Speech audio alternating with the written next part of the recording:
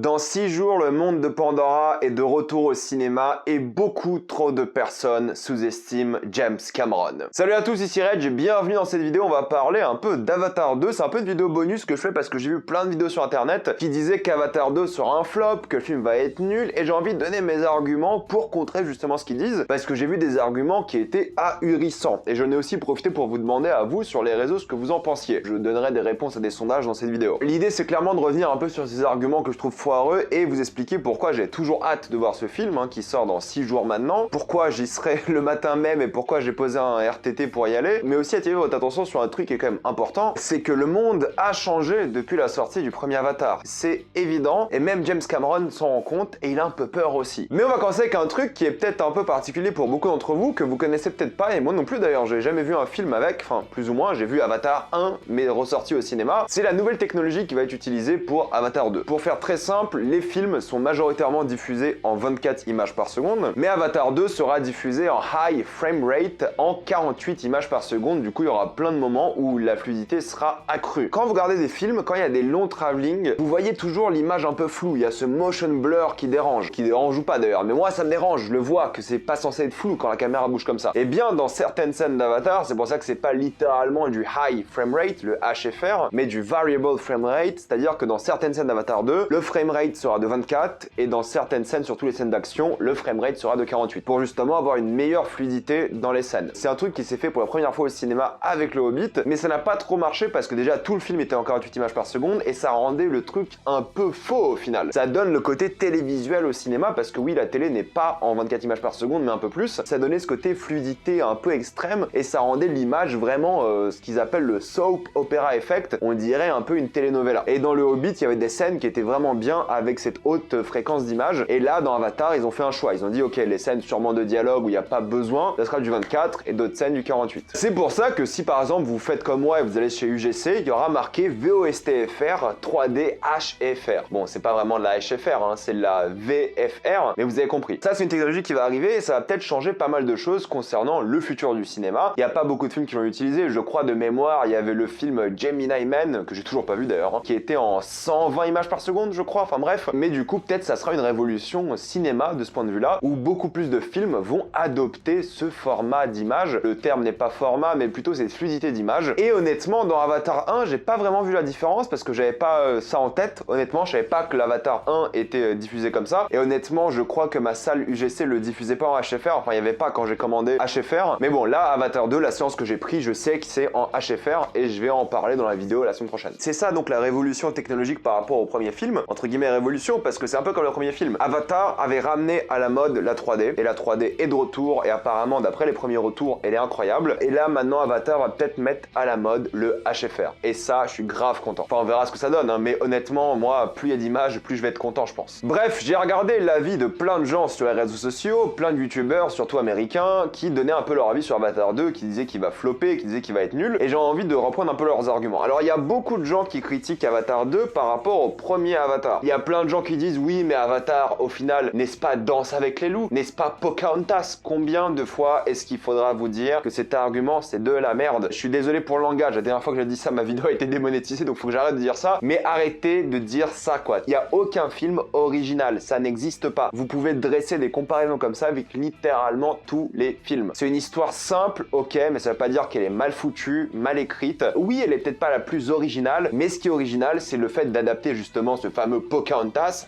à Pandora. C'est Pandora l'histoire, c'est pas Pocahontas. Et ça me rend fou. C'est le pire argument de la planète. Et il y a plein de gens qui basent leur argumentaire sur un truc très simple. Ils disent, oui, mais alors Avatar 1, c'est très joli, ok, mais l'histoire, c'est du déjà vu. Et ces gens-là vont s'enchaîner 25 Marvel par an. C'est bon, arrêtez un peu, quoi. Je suis désolé, cet argument-là, c'est joli, mais il n'y a pas d'histoire, c'est de la merde. Le cinéma, c'est des visuels. Le cinéma, c'est de la narration esthétique, c'est la narration de mise en scène. Ça me rappelle un peu à l'époque avec Mad Max Fury Road. Oh, c'est bon, on a compris. Comment vous osez dire que dans Mad Max Fury Road, il n'y a pas d'histoire? Toute l'histoire, c'est la mise en scène. Les relations entre les personnages sont expliquées en mouvement de caméra. Des champs contre champs, il y a des folies de fou dans Mad Max Fury Road qui sont plus détaillées détaillé que 20 pages de dialogue Marvel. Alors je critique Marvel parce que voilà, c'est un peu la mode, même si j'aime bien, hein. Les gens ont oublié que le cinéma, c'est plus que juste une histoire peu originale. Et je me rappelle, Mad Max Fury Road, les gens disaient, oui, c'est juste un aller-retour. C'est tout, il n'y a pas d'histoire. Mais vous vous rendez fou. Je suis désolé, c'est un argumentaire qui est nul. Si vous voulez critiquer Avatar, bah dites autre chose peut-être, je sais pas, critiquez les méchants. Mais le fait de dire que le méchant est pas original, c'est pas un argument. Dites que le méchant est mal écrit et expliquez pourquoi. Non, l'originalité dans les films, c'est pas un argument. Parce qu'on peut avoir un film qui est vachement peu original, qui n'a rien inventé, qui a rien de nouveau, pas comme Avatar, parce qu'Avatar a inventé beaucoup de choses, surtout Pandora, et quand même avoir un film qui est excellent. Et ça, c'est un argument que j'ai jamais compris. Oui, c'est peut-être du déjà vu, mais si c'est du déjà vu de choses incroyables, est-ce que ça vous dérange? Joker, combien d'entre vous ont kiffé Joker alors que c'est du déjà vu? Taxi Driver, The King of Comedy, c'est du déjà vu à 100%, c'est même pompé sur ces films-là. Mais est-ce que ça vous a empêché de kiffer Joker? Et j'ai pas entendu grand monde dire que Joker c'était nul à cause de ça. Sauf quelques-uns, mais voilà, pas beaucoup. Comparé à Avatar où ça clash non-stop par rapport à Pocahontas, je suis désolé, ça rend fou. Puis il y a des gens qui disent que Pandora n'a pas de profondeur, mais vous êtes malade. Est-ce que vous avez pas compris que tout le film autour de Pandora, ils ont créé un écosystème bordel dans Pandora, ils ont créé une logique biologique à Pandora. Comment tu peux dire, en gardant du respect pour toi-même, que Pandora n'a pas de profondeur, quoi? Je pense que dans l'histoire du cinéma, très rarement, une planète ou un environnement a été aussi bien expliqué en moins de 3 heures. C'est les mêmes gens qui vont dire que Tatooine a plus de personnalité que Pandora, mais à un moment, faut aller se faire voir, je suis désolé. C'est de la mauvaise foi absolue. Pandora est l'un des trucs les plus impressionnants qui n'a jamais été fait dans l'histoire du cinéma. Réussir à créer ce monde aussi détaillé, aussi prenant, aussi immersif en aussi peu de temps, c'est de la folie. Et ils disent oui, mais on a déjà tout vu de Pandora. Mais pourquoi vous dites ça? Pourquoi vous dites ça? On n'a pas tout vu. Regardez le film que vous voyez là, juste les bandes annonces, c'est des choses que vous n'avez jamais vues avant dans Pandora. Oui, mais c'est l'eau, on connaît. Ah ouais.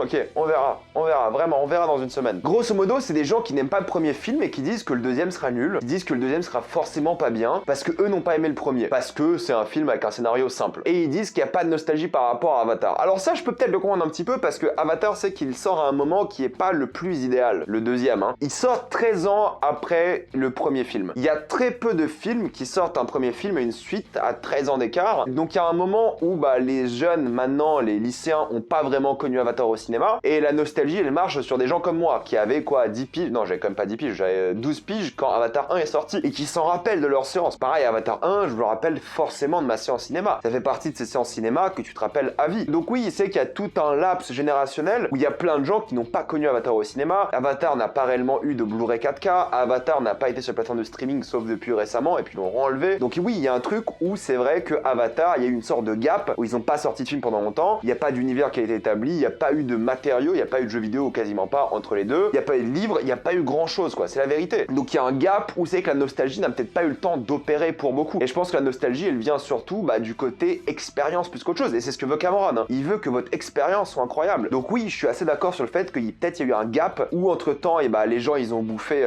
31 films du MCU et un seul film Avatar. Je comprends que la manière de consommer a changé. Mais de là à dire que tout le monde a oublié le film, c'est du foutage de gueule. Pour plusieurs raisons différentes, à chaque fois qu'il ressort, les gens kiffent aller le voir. Ça fait un carton à chaque fois que le film ressort. Tout le monde connaît Pandora, tout le monde sait ce que c'est un avis. Et oui, comme dit Cameron, il n'y a pas eu 10 films entre temps. Il n'y a pas eu genre 3 films avec Luke Skywalker entre temps. Mais vous allez voir, le deuxième va sortir, puis le troisième, le quatrième et le cinquième. Et oui, là, Avatar sera encore plus dans la culture générale des gens, dans la pop culture, et les gens m'en sont rappelés. Là, il y a eu un film. Rares sont les films comme ça de franchise qui marquent dès le premier film. Et s'ils marquent vraiment, ils ont une suite dans les maximum 5 années qui viennent. Avatar, ça fait 13 piges. Et oui, il y a un gap, je suis d'accord. Mais les gens qui disent que oui, à l'époque, c'était impressionnant visuellement, Avatar, parce que les effets spéciaux étaient impressionnants et tout, mais maintenant, c'est bon, on a atteint ce sommet-là. Ah ouais? Vous avez vu l'abondance d'Avatar 2? Vous avez vu les animations sur l'eau? Vous avez vu un peu les visuels? Si vous vous dites qu'on a atteint un maximum, on ne va plus jamais avancer. Et Cameron, c'est ce qu'il fait. Il pousse toujours la technologie à son maximum. Le gars, c'est un ingénieur. Il va toujours aller le plus loin possible. Et là, pareil, il y a des plans, je vous jure, vous hallucinez. Il y a peut-être plus l'attrait de la 3D, mais honnêtement, moi, je pense que les gens, tu vas leur dire, maintenant qu'Avatar 2 est sorti, et il y a que des séances 3D d'ailleurs, ou quasiment, ils vont se dire, ouais, mais attends, Avatar 1, moi, j'ai kiffé en 3D, je vais y retourner en 3D. Ça fait partie de l'expérience. Donc peut-être ça va moins attirer qu'à l'époque de se dire, oh, faut aller voir ce film en 3D, mais ça a quand même attiré parce que les gens se rappellent de ce souvenir-là. Ceux qui l'ont vu, ils disent, ah oui, mais quand même, Avatar en 3D, c'était une folie. Et depuis, en 3D, il n'y a pas eu de grosse claque. S'il y a un film qui est associé à la 3D, depuis la sortie d'Avatar, c'est Avatar. Il n'y a aucun autre film où on s'est dit, oh putain, faut que tu ailles voir ce film en 3D. Ou quasiment pas. Quand les gens pensent film 3D, ils pensent à Avatar. En 13 ans, ils ne pensent qu'à Avatar. Donc rendez-vous compte. Là, ils vont ressortir le film en 3D, et ça faire clic dans la tête des gens. Putain, c'est Avatar, c'est évident qu'il faut y aller en 3D. Et j'aime pas cet argument d'il n'y a pas d'avancée technologique. Je pense que le film va te mettre une claque, comme je vous l'ai dit, avec l'HFR, avec les visuels, les effets spéciaux. C'est le premier film tourné en mocap sous l'eau. Ils ont créé une technologie pour ça, justement. Ils poussent justement la technologie au bout. Peut-être le troisième va pas la pousser autant à bout, ni le quatrième, ni le cinquième, parce qu'ils ont bossé pendant 10 ans pour ces technologies. J'exagère 10 ans, mais pendant longtemps. Peut-être les prochains, non, mais là, le deuxième, oui, il y aura un gap technologique. C'est évident. Et je pense qu'on va tous le voir et tous se prendre une gigantesque claque. Et tous les gens, encore une fois, je reviens sur ça, qui disent il n'y a pas eu d'impact culturel, vous allez voir. Vous allez voir l'impact culturel qu'aura le film d'ici 5 ans, ou même à la sortie de celui-ci. Je vous jure, on va les enchaîner ces avatars et à la fin, ça sera l'une des plus grandes sagas de l'histoire du cinéma. C'est une évidence. Oui, j'y crois, vraiment. Il y a quelqu'un sur YouTube qui a osé dire non, mais au fait, dans la bande-annonce, on voit qu'il n'y a pas d'histoire. Putain, pour une fois qu'on a une bande-annonce de blockbuster qui nous révèle pas toute l'histoire, les gens se plaignent. Mais gardez-vous la surprise un petit peu, quoi. Il y a que les visuels et Avatar vont vendre que sur les visuels et tant mieux. Gardez-vous la surprise de l'histoire. Il y a une histoire, arrêtez, c'est Cameron. Le gars a toujours eu une histoire et ça a toujours été la chose la plus importante pour lui. Pour parler un peu box-office, parce que c'est ça qui nous intéresse aujourd'hui, hein, c'est le fait que Avatar va avoir du succès ou pas, surtout du box-office. Hein, cette vidéo, il y aura un succès critique évident, je pense. Hein. Je pense que le film va être un succès critique phénoménal et tout le monde va l'adorer. Le public aussi, je pense qu'ils vont l'adorer, même s'ils vont encore oser dire ouais, c'est pas original, il n'y a pas d'histoire. Bref, c'est sûr, ça va arriver, vous allez voir. Il suffira de mater les commentaires sous ma critique qui sortira la semaine prochaine, vous allez voir. Je vous ai posé 3 questions sur les réseaux sociaux. Je vous ai posé la question, est-ce que vous pensez qu'Avatar 2 va dépasser le 1 milliard de dollars au box-office mondial? 87% d'entre vous ont dit oui. Ensuite, j'ai posé la question, est-ce que vous pensez qu'Avatar 2 va dépasser les 1,5 milliard de dollars au box-office mondial? 75% d'entre vous ont dit oui. Donc jusque là, je trouve que c'est assez cohérent, c'est assez logique. J'ai posé une dernière question, parce que c'est en rapport avec l'actualité. Est-ce que vous pensez qu'Avatar va dépasser les 2 milliards de dollars au box-office mondial? Et là, il n'y a que 40% des personnes qui ont dit oui. Rappel, No Way Home, qui avait une hype incroyable, a fait 1,9 milliard. Écoutez, le 2 milliards, je pense honnêtement qu'Avatar a ses chances. Et je dis pas qu'il va y arriver, mais je pense vraiment qu'il a ses chances. Pour plusieurs raisons. Je vais vous expliquer mes raisons en contre-attaquant un peu quelques arguments. Premièrement, il y a des Américains qui disent Black Panther est encore en train de grappiller des voix, enfin des entrées surtout, à Avatar. Black Panther, ça fera 5 semaines qu'il sera sorti, et Avatar va le déchiqueter, quoi. Plus personne ira voir Black Panther quand Avatar sera sorti. Tous les gens qui ont voulu voir Black Panther, ils l'auront vu 5 semaines après. C'est un film de 3 heures. Ça, c'est un argument que je peux comprendre, parce que c'est un film de 3 heures, faut trouver le temps déjà, et surtout un cinéma peut mettre moins de séances. Mais bon, Avengers Endgame aussi, c'était 3 heures et quelques. Il y a plein de gros films qui dépassaient 3 heures qui font un succès mondial, vraiment. Les estimations du box-office américain sur le premier week-end sont plus faibles que celles de Black Panther 2. C'est vrai, je crois que sur le sol américain, ils ont prévu que le film fasse que 130 millions le premier week-end. Petit rappel, le premier Avatar n'avait fait que 70 millions. Avatar 1 a marché au bouche à oreille. Avatar 2, croyez-moi, ça va être pareil. Les gens vont aller le voir, ils vont trouver ça incroyable, ils vont dire à tout le monde d'aller le voir, et je pense que ça sera l'un des films qui aura l'une des plus faibles chutes d'un week-end à l'autre. En général, un gros blockbuster, ça perd 60% de son audience le deuxième week-end. On verra pour Avatar. Beaucoup disent la 3D a attiré les gens pour le premier film. Là, il n'y a plus la magie de la 3D. Vous allez voir qu'elle va revenir, cette magie. Croyez-moi. J'y crois dur comme fer, je vous l'ai dit. Avatar ne marche pas bien aux États-Unis. Alors oui, j'ai beaucoup vu de vidéos d'Américains, hein. Mais en gros, oui, Avatar marche moins aux États-Unis que dans d'autres pays. Et il faut savoir que si vous regardez le box-office du premier film, il a majoritairement marché international et surtout en Chine. Et la Chine est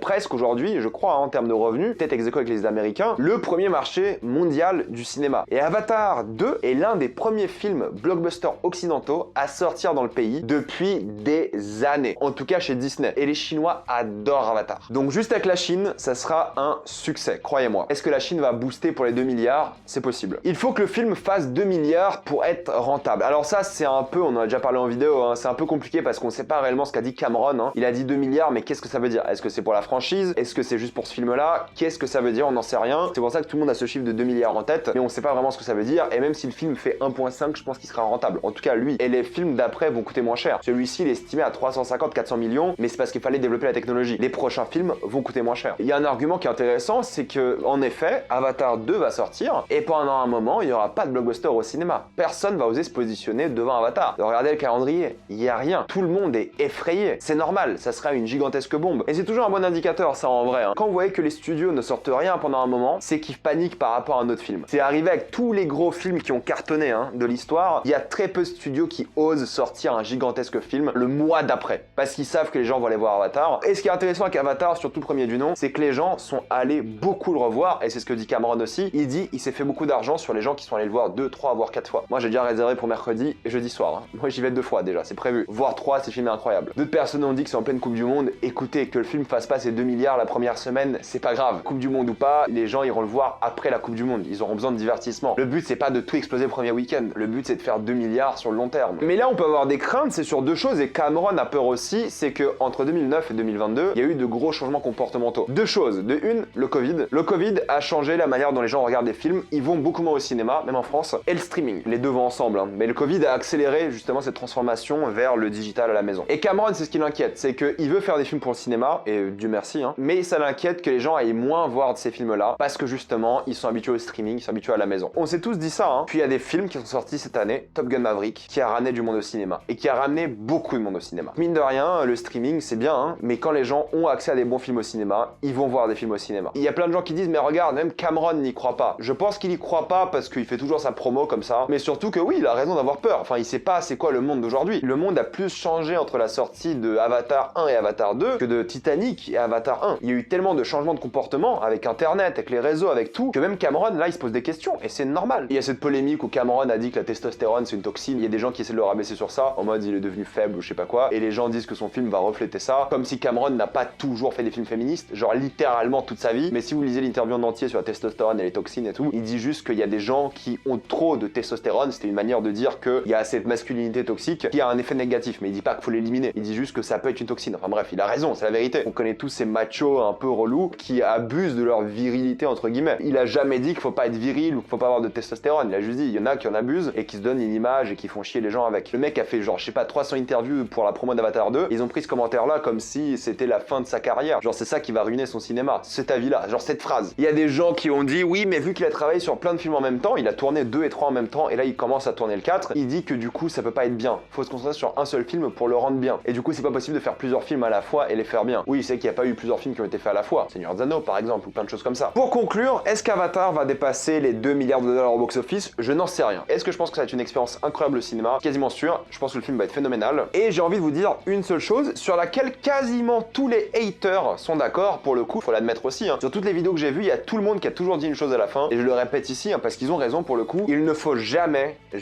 sous-estimer James Cameron. S'il y a un gars qui a sorti succès sur succès, critique, box-office, c'est lui. On peut être un hater d'Avatar ou je sais pas quoi. S'il y a un gars qu'il faut pas sous-estimer dans l'industrie du cinéma, c'est bien lui. On se revoit bientôt pour la critique d'Avatar, même s'il y aura plein d'autres vidéos entre temps. J'ai hâte de la faire cette vidéo, vraiment, j'ai hâte de voir le film et on en parlera. Mettez-moi dans les commentaires ce que vous en pensez. Comme d'habitude, pensez à vous abonner à la chaîne pour plus de vidéos. Mettez un j'aime, ça aide beaucoup la chaîne. Suivez-moi sur tous mes réseaux et moi je vous dis à la prochaine fois. Salut à tous.